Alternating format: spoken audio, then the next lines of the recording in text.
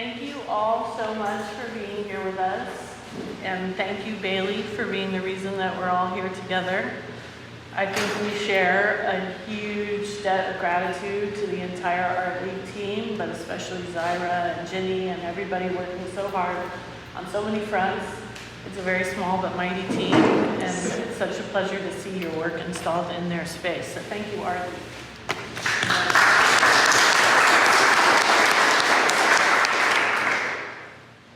So in terms of the structure of today's event, Beili knows that I could chew her ears off for hours, but I will not do that. I'll be disciplined today. We'll talk for a bit, and then I want to preserve a lot of time for your questions, because I know some of you have been looking very closely at her work, and I'm interested to hear your feedback on the installation, as well as where her research is taking her now, so we'll definitely preserve time for that. But to that end, as a curator, I'm always thinking about audiences.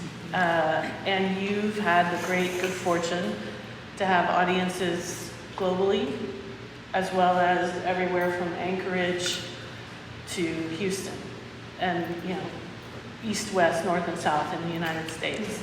So for you, as you're working, what have you learned from your audiences? What kind of different responses have either surprised you or informed you as you've had events like this or exhibitions? I'm just really curious for you as an artist, how does audience fit into it?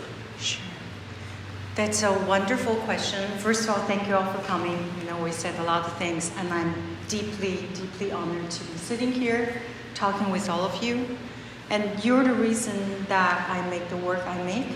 As a visual artist, we create work to share. And this work, as beautifully described by Bridget, is north and south, east and west. I came from the east, now I work in the west. That doesn't matter. We're all connected. I've had this conversation with many of you and many of my peers. We are so interconnected at our current time. It's a very complex era, both in terms of our political situation, but also as experiencing this world as a being, not just humans, not just from different cultures.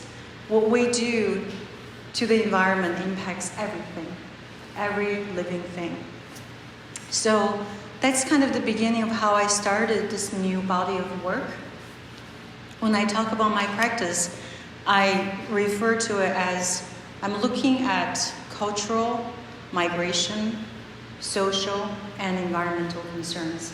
And that's kind of a progression of my path.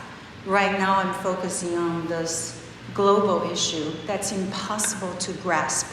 And I thought visual art has the power to be able to transcribe and translate, to share something that could move people, to talk about this extremely difficult and challenging situation. And maybe in that way, that's our contribution as curators, creatives, makers, to share this narrative through our work. Not with words per se, but the image, the experience, the movement of something, an impression that you remember, that hopefully make a difference. So the viewer's response is the core, is the driving force, is what I'm working for, and your feedback inform me. That's how I learn. I'm a researcher as an artist. Without your feedback, I'll be in a vacuum. So to hear from you is always a gift. Yesterday's opening, it was just so lovely to see the spark in people's eyes. And for me, that is the most rewarding moment after all this huge amount of work from all over the place. Yeah, it's very much a feast and famine cycle. Yes. It's you alone in your studio to you at the opening receiving adulation and feedback from the audience, right? Yeah. Yes. And we're not amplified, so if you can't hear me in the back, Kara, just give me the high sign. Yeah, we'll do our best to project back towards you. I also want to talk a little bit about this idea of mending as a practice.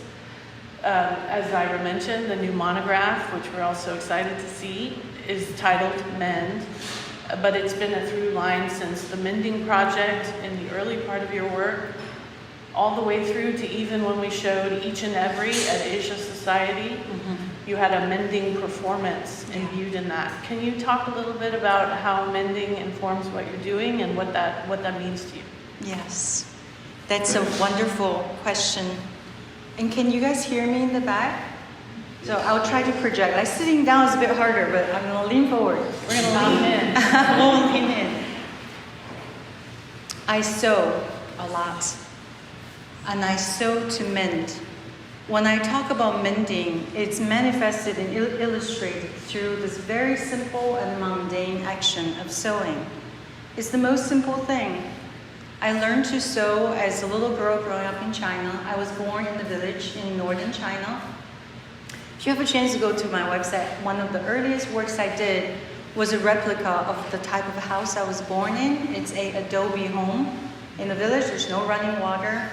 It's really cold, and I think that's where I cultivated this longing for the north.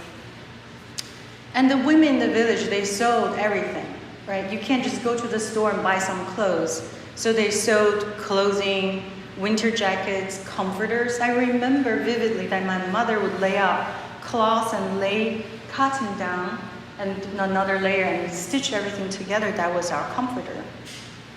And then after a time when you need to clean it, you had to open up everything, then go through the process of washing and then restitching it back together. So it's a necessity. People sew to survive, to provide, to care for. It's like cooking for your children. It's such a intuitive and beautiful act that there's a rhythm of comfort. When women sat together and sewed, they talked, and that's how they share their stories. They become each other's support. As I continued to work, I realized this language that perhaps my finger remembered from my mother's womb just keeps coming back. And I confess I'm not a very fancy sewer. I sew very simple lines. But it is the power of this quiet labor that I'm trying to borrow. Whenever I sew, I'm sewing as a woman. And this woman is not a particular race or age or background. It's just we all did this, right, at the very beginning. And we stitched this so that our loved ones are taken care of. The mending project was 1,500 pairs of Chinese scissors suspended on top in this intense, harsh environment. I was sitting under, calmly sewing. And I said that's my first feminist piece. Like in that moment, I'm like, wait, I don't have to say anything, but I know there's power. And I'm channeling this for all feminine labor. Then years later, I took it to the Arctic. So if you look at the video, sometimes it looks really nice. It's actually quite cold. I performed in 5 different locations by sewing a large sheet of mulberry paper, which is here. This is the end form. I chose paper because it's both very strong. Mulberry paper is very tough, but it's also very fragile. Every fold and wrinkle is recorded. So as I traveled with the paper, it's stuffed in my backpack, taken out, laid on the snow. It surely got wet and dirty from time to time. If you look at it closely, there are a lot of tears and stains. That is part of the work. In that way, many times I don't see my work as a precious art object. So if you see the prints there, they're pinned on the wall. I think if they're framed, they would just completely be a different intention, a different experience for you. So when you're there, you're breathing with the work. When you pass by, they sway. The fragility is embedded in the materiality. So that's the reason that paper is there. And this sewing is like a conversation with the wind, the snow, the mountains, the landscape. I, as a visitor, had such a limited time, but that's how I could say quietly, I know we've screwed up. I don't know what we can do to fix all this. But the hope is that we could heal somehow. We need to survive somehow, right? So it's a humble intention and effort. When I look to the point that you're making, I mean, mulberry paper in particular can be both strong and damaged simultaneously, but paper remembers. Yeah. I think we have become so accustomed to 8.5 by 11 copy paper that we sort of lose track of that. But when you look at paper through history and paper at the hands of artists, Yeah. that's when you really see that beauty coming through. It's sort of lived memory. It becomes a vessel Mm-hmm. from where it come from to all the way here, being with us. Yeah. Yeah. Yeah. So sort of pivoting from that, if we can, is to talk a little bit about your work looking at climate and other artists that are also focusing on that in the current moment. In particular, for me, seeing the images of thirst being installed in Austin, and that's back to 2013. Yes. But then from shore to shore, the work that's behind all of you, I'm sorry to make you pivot around in your chairs, but that's what I'm thinking of when I'm thinking about the subject. Can you talk a little bit about how artists can affect the conversation about climate activism and climate justice? It's a very big question. You can go in any But direction you want to. it is something I'm deeply, deeply committed to. And it's a long time coming. It's a discovery process. Like I said, the lineage of my practice starts from, I'm a first generation immigrant. I'm looking at that experience going to a new culture, trying to understand the differences, migration issues, social concerns. And then it leads to now. And then I realized in 2013, the project Thirst was this ghostly tree that was installed in the center of Lady Bird Lake in Austin. It was this iconic image. For a while, everyone who drive downtown, they get to see it and they would say, what is that tree doing in the lake, in the middle of it? What's going on? Then the talk of drought, the talk of losing our millions of trees in our state of Texas would rise. And that is the point of that project, where for a moment we can pause from our busy life and we can stop and say, what are we looking at? What are we doing? This is actually happening. One of my favorite moments with that project is I would take a walk in the evening, people would be passing by, they're like, what's going on with this tree? And someone would say, oh yeah, it's about all the trees that's killed in the drought. And the other person would say, what do you mean drought? We're in drought? It's a multi-year drought, but the reason we chose Lady Bird Lake is because if you've been to Austin, it's always green, it's beautiful, it's the heart of the city. It's a constant level lake where we actually hoard the water from upstream and downstream. If it floods, we send it down. If it's dry, we keep the water to ourselves. It's such a privileged place to put a tree there, therefore, is the most meaningful combination. So when I started looking at going to the Arctic, this was in about 2020, and then I remembered I did care, and then I remembered in 2004, I made an installation that's not on my website about the emerald ash borer that's killing all our ash trees. Some of you might have heard that it's just this insect that came in the country and started killing millions and millions of trees. We might lose all of our ash trees. So I was like, what is this interest? And then I realized the process of growing as an artist is a process of zooming out. So first I'm looking at understanding my history, culture, society, and now it's like I'm looking at everything together. Our care and love for trees, plants, animals. We all love animals. We all see them struggle, the plastic on their body in the ocean. I'm like, I'm gonna do something about this. And where can I go? What can I do? I decided to go to the Arctic. And people would say, why do you go to the Arctic? You can research on climate change right here, because it is the place that's warming 4 to 6 times faster than everywhere else. I've seen with my own eyes glaciers melting and just flooding. And to me, it's both a collapse and a sobbing. It's a very, very emotional experience. I encourage you to go see glaciers before they're all gone. By 2100, it's said 2/3 of the glaciers in the world will disappear. And here's my thinking. I'm not a scientist. Glaciers feed rivers and lakes. We drink from rivers and lakes. Even our spring water comes from somewhere. When glaciers are gone, what happens to our rivers? And what happens to our tap? What happens to us? And all the animals and trees, right? And I'm talking about thirst. So I decided to go to the Arctic. Thank the universe, I applied to these opportunities. So I went to Norway and researched and worked there for 4 months And this piece was done during that time. And I returned to Norway a number of times. Then later I went to Iceland. So that piece was done last fall. That was during the expedition around Svalbard archipelago. So we sailed to 80 degrees north. That's about 2,000 miles from the North Pole. It was a life-changing experience. And I think it's changed my work forever. It's such an exciting and rewarding. I'm so grateful for this moment to bring the work back to Texas.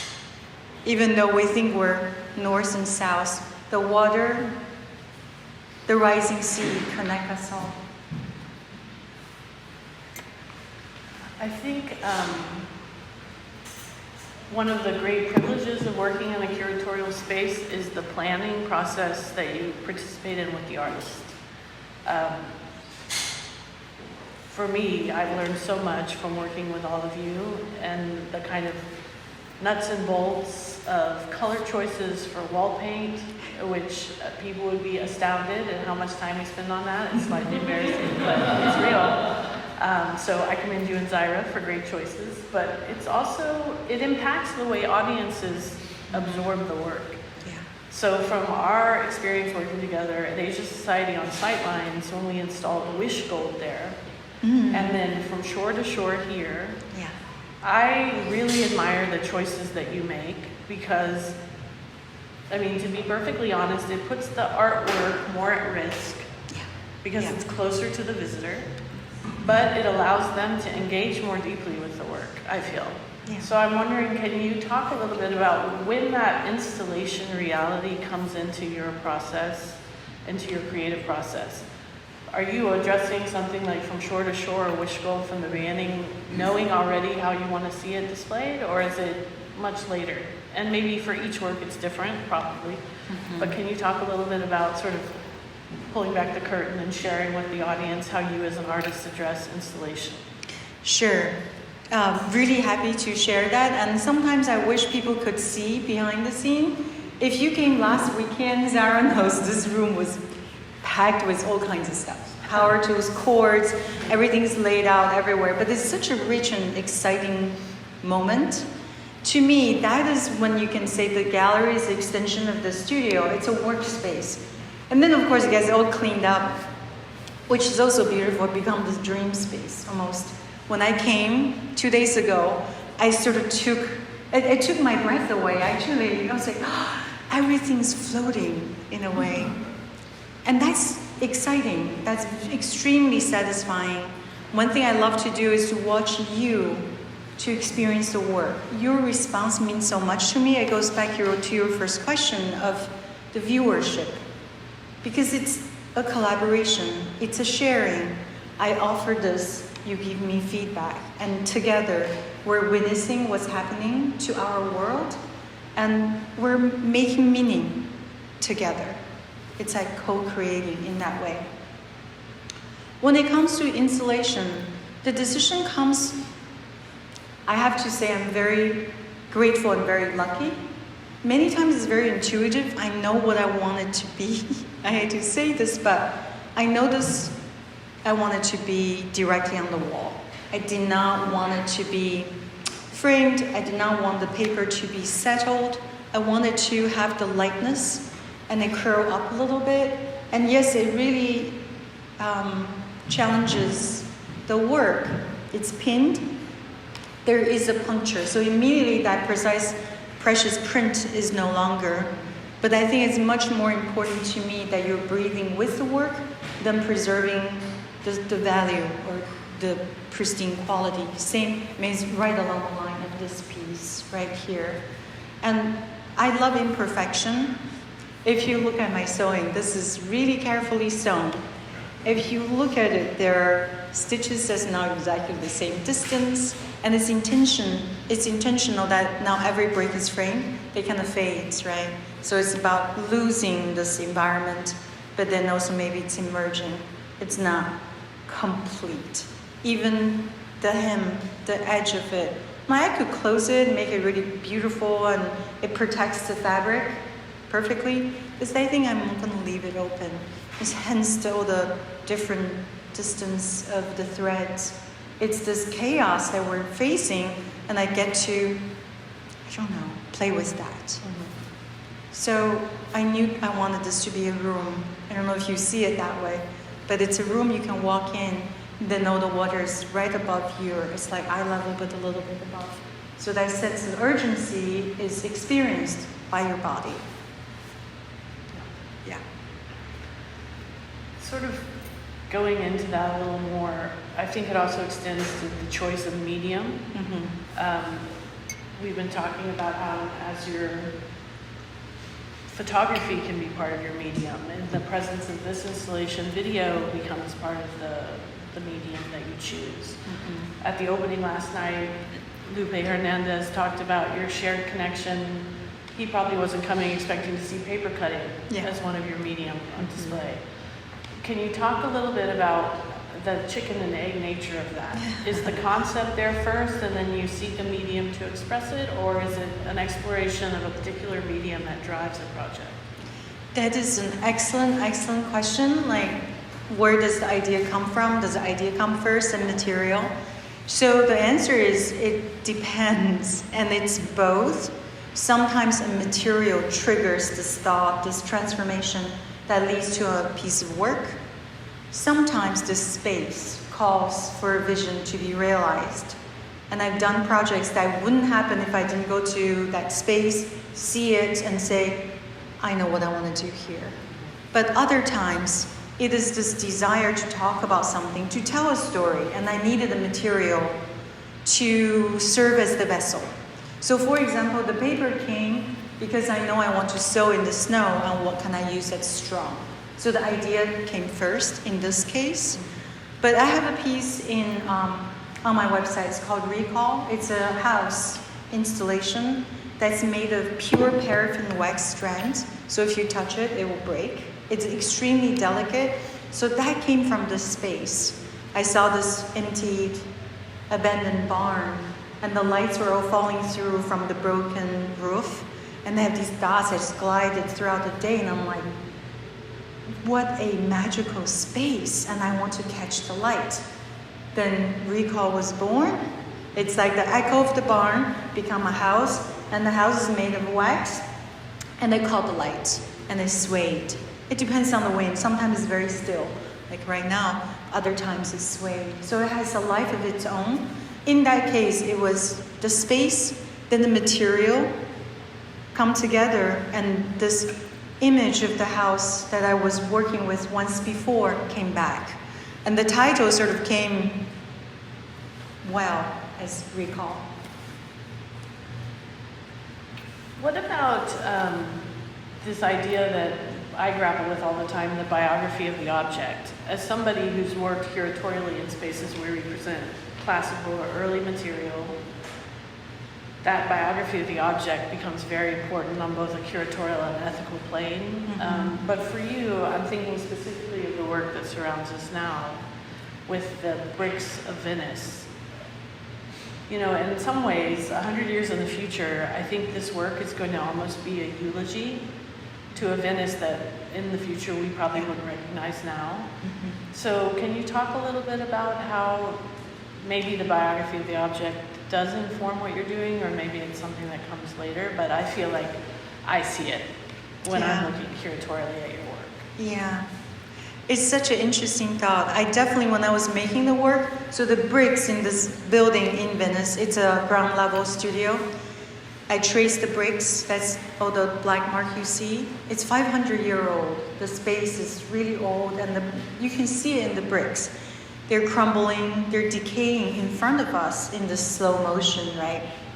As I was tracing, the dust was falling, so I felt a little guilty. I'm like, I'm speeding up the decay a little. And it's a solemn piece, right? It's about the space that we haven't lost, but we know we're gonna lose. It will go underwater. And I have to say, I haven't thought about this piece lasting more than 100 years. You know, by doing the cyanotype, the rubbing, the sewing, the not hemming, I don't know if it will last that long. And I think for me, I won't be here. if there's an image in your mind, for those who have seen it, perhaps it's in the book. That's why books are so lovely, right? You see it, then you feel it. That's the meaning of it. Maybe the physical artwork is gone by then. Like the thirst tree was amazing. It's no longer with us. It was composted because it was a tree. Does that answer your question? Yeah, definitely. And I think too, for those of you who are maybe just starting to learn about Beili's practice, I cannot emphasize enough that you must go to the website, because that is another chance for them to see. I think we ascribe a permanence to bricks, but if they spend time looking at the little house project, they can see, you mentioned it earlier in terms of this idea of recreating the childhood home of your families, but if they go to the website, they can kind of see the through line, even from, I mean, we're on the 20th anniversary of that project. Yes. That was like one of the very first things And we you did. know this, that's so impressive. No, but it's just, I think it's, the practice has just reached out and grabbed curators from the very beginning. And I think that that's one of my favorites also. If you don't look at any other project, go look at the little house. It's so beautiful. So instead of having a room of my own, I made a house of my own. And I just finished graduate school. It's 20 years ago. And those houses live about 40 to 50 years in Chinese villages. They're made of clay, sand, and straw, adobe, right? We take material from the landscape, whatever is the most affordable. You live in it, you maintain it, then it goes back to earth. My little house is doing the same thing, but faster, because no one's there to maintain it every year. Because every year you're supposed to plaster the wall with more clay, so that you're mending the house too. But how beautiful it is, this structure, this shelter, this home you live and be with, it disappears back to earth, just like our bodies, right?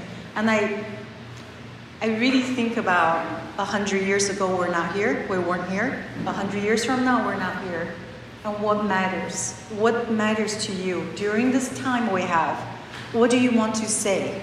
What do you want to make? What do you want to share? So I'm so privileged to be able to make work that I love and to have this conversation with you and say, what do you see? Can we talk about making meaning together? And I think the idea of process and labor and time and the value of all of those things, your work again and again says to me, I'm making the invisible visible, right? And so I think Mending Project, each and every lure, hold on, and Arctic Mending, this idea of that connective thread. Can you talk a little bit about how that recurs in the practice? Yeah.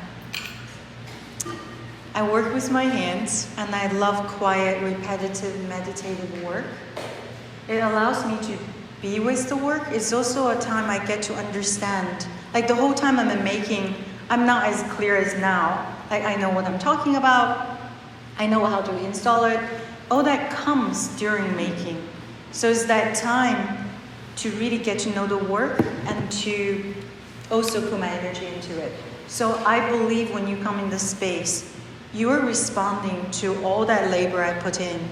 They present themselves as this aura, perhaps. It's invisible. I know it sounds a little bit, I don't know, out there. But I think it's in there. I've spent how many hundreds of hours, and when you see that, you feel it. We're intuitive beings, right? You know something took time versus something that's really quick. And for me, it's both a blessing and a curse. I need to find a new process and a new material, the new combination that's the best to be the vessel to carry this new idea. So almost all my projects use different materials and formats. However, this through line of thread and sewing has always stayed with me from the little girl in China watching my mother and all the women in the village sew to now my daughter can pick up and sew like no one's business. She said, this is what you do. She was making masks here when we're installing. I think the knowledge is transferred that way. It's never someone said you must learn the skill, you can use this in your art. If we can channel that, then we're carrying generational knowledge generational care. And I think that's how society is taken care of, from the womb. We had that conversation of women, mothers, to the care, whatever gender we are, when we give to our loved ones, when we give to others. That's how we help to continue. We help each other and we help ourselves. Yeah. So labor is necessary for me. I have to sew this myself. And it cannot be machine done. It cannot be someone help me to fabricate this. Right. That's for you. And I just want to echo and amplify what you said, which is maybe it sounds out there, but it's in there. And I think that is the critical difference. That's what people respond to when they're with the work. Yeah. It's in there. Yeah. What, sort of getting to the end of our time together now, what would you say has changed about how gender is at play in your work from the beginning of your practice to where you are now in 2024? Because I feel like there is a difference, but I'd love to hear you talk a little bit about that if you would mind. I don't mind at all, and there's a huge difference. So when I was in graduate school and the few years after, I was like, I will not do gender-based work. I do not want to be seen or not seen, or I want to work genderless. I was working with salt and water. It was all about transformation and change. That avoidance was so interesting for me now as an older artist looking back. Like, what was I hiding from? What was I trying to avoid? I didn't like the label, but shouldn't I look at why should we be labeled? So instead of confronting it, I choose to avoid it, right?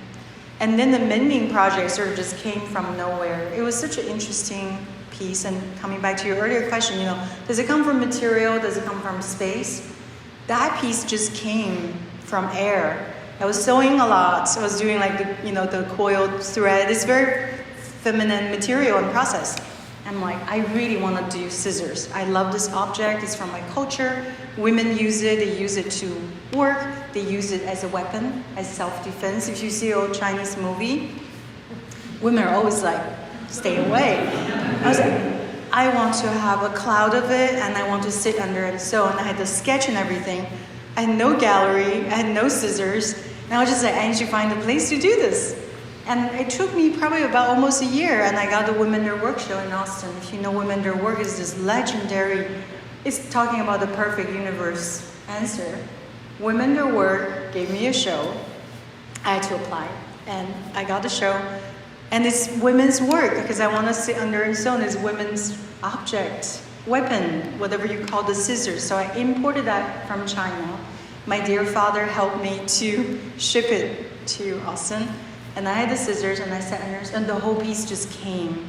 And to this day, no one dared to show it again, because if it drops, someone will get hurt. They're like daggers, and they have some weight to it. Yeah, so that's the piece that taught me I am channeling, and I'm definitely so deeply connect with and appreciate women's strengths. And I also remember this conversation with my colleague.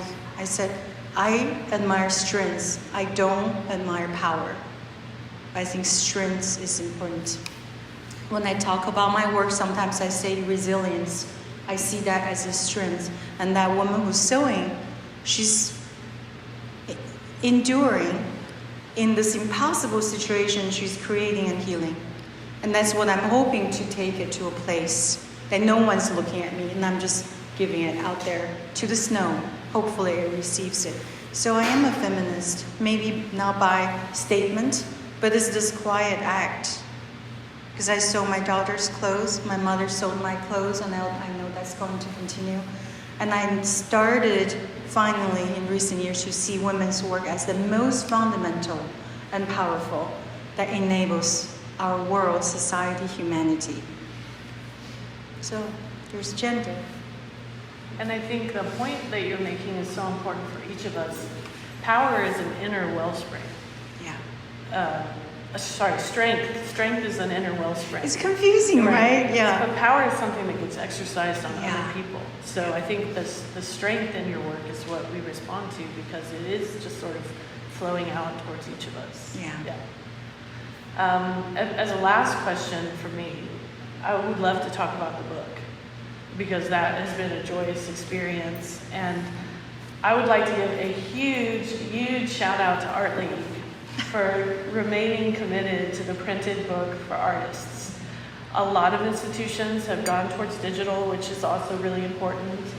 But I feel like that printed book is such a love letter in a way to everything that you all do. Just even recently in the books that Art League has done for Early Hudnall, Vincent Valdez, Leticia Huckabee. And I wonder if you could just say a little bit about what it means for you to have a monograph at this point in your career. I'm curious to hear about that. So I hope you will get to see the book. It's 20 years of work for the first time in one vessel. And thank you so much, Zara. I mean, I can't tell you how much work it is. From getting the writers, getting the essays. We have 6 essays, which is just extremely ambitious. And she's like, we want to support you to do what you want to do. I'm like, this is my chance for the first time in my career. I've done a lot of work. I do not have a monograph or publication. I said, I really want this work to be shared in a way that's beyond who I am. You know, it's the image of the work.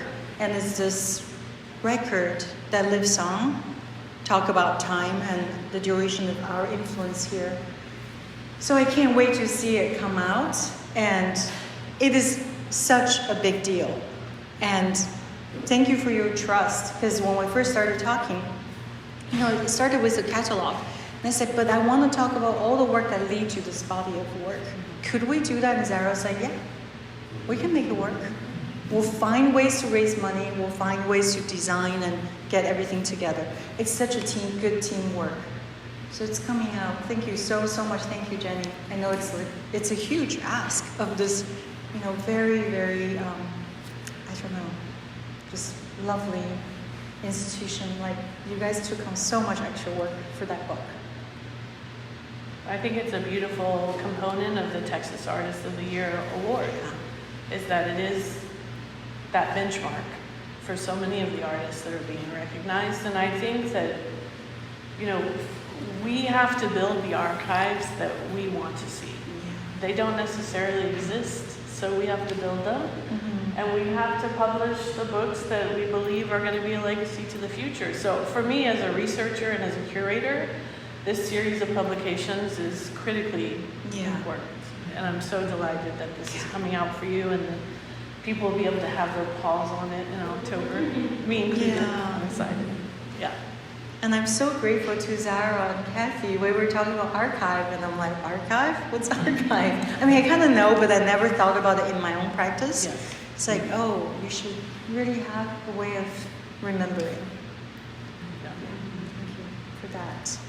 So, what questions can Beili answer for you? I feel like I've been very greedy up here, taking more than my fair share, but we welcome questions that you might have. Please. Thank you so much for the talk. I really enjoyed it so far. I was going to ask another question about labor. So you've talked about labor as an offering, labor as a way to put history and knowledge into an artwork. But I find your artworks to be so beautiful and seductive, visually seductive. So I was wondering if you can talk to us a little bit about the relationship between labor and beauty. Thank you. That's the if I can say this, in the art sphere, the conversation of beauty is such a charged topic. You should avoid it. You should not use it. And I proudly say, I need my work to be beautiful. I need that beauty to entice me to be immersed in it. You want to labor, it's like this garden, you're cultivating, you're sweating, you're becoming dirty and muddy and working throughout all seasons because you know there's beauty that will come out to both be rewarding for you as a gardener and to the rest of the world. For me, it's a necessity. I've always worked with this intuitive sense of aesthetic that come out, which can be described as beautiful.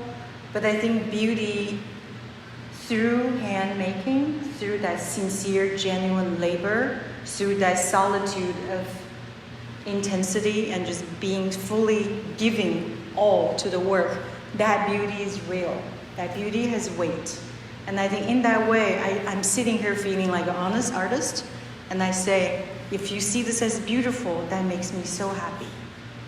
And I'm not shy from it, and I teach in university, and that's not supposed to be taught. You shouldn't say, that's beautiful, that's not beautiful. You just avoid it because it's not sophisticated. I think I'm finally at the, as a woman, like when you get older, you have this like new power in a way. I'm like, I don't care. Yeah, it's like, it's beautiful. You don't like it, then you can call it something else. So, thank you for that question. Any other questions?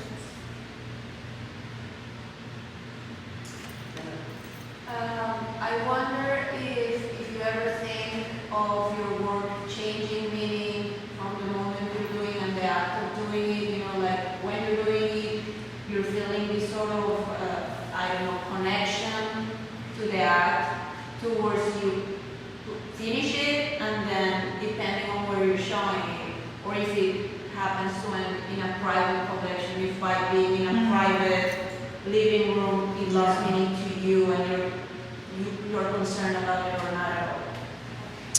That's a really good question. I do think works meaning change all the time. And it changes, it's almost like a living being. It's like a person. Every interaction has a different impact. People have a different response. It depends on the mood of the day, So a piece of artwork has a life of its own. In a gallery versus a private collection is a really different context. The context is a huge influence on the work. I don't think the core of the meaning changed, but I think that aura, the impact definitely changed. Every place the work travel, it takes on a new layer of meaning. So for example, this piece was showing Norway, and two people there, this is their land. It was showing southern Norway, and they talk about the distance between them and their Arctic region. And that distance is something we couldn't comprehend. We're in Texas, you're in Arctic Norway. But for them, the piece allowed them to contemplate that distance. But here we're contemplating the north and the south globally. I'm not talking about the border here. So the work continued to grow. I think I wouldn't describe it as concern. I describe it as a sense of curiosity. So artists need to live. And if someone wants to collect my work, I'm definitely open to it, as I travel and make stuff. The resource is important. And then there's the compromise, right? So to allow the work to enter a collection, enable the next work and the next work and the next work. It's a balancing act. If artist's work is completely in private collection, I think maybe that's of concern. It's not mine, because it's not. And when I'm able to show it with different audience, it make the work richer. This was showing Arctic first in the Spitsbergen Artist Center.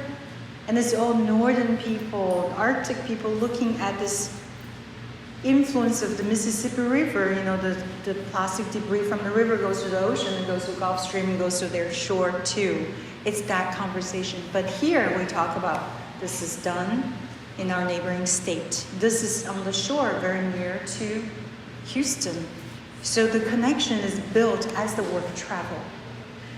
So space, context become part of the work. Sometimes it's great. Sometimes we have to compromise and say, I need that resource. So, yeah.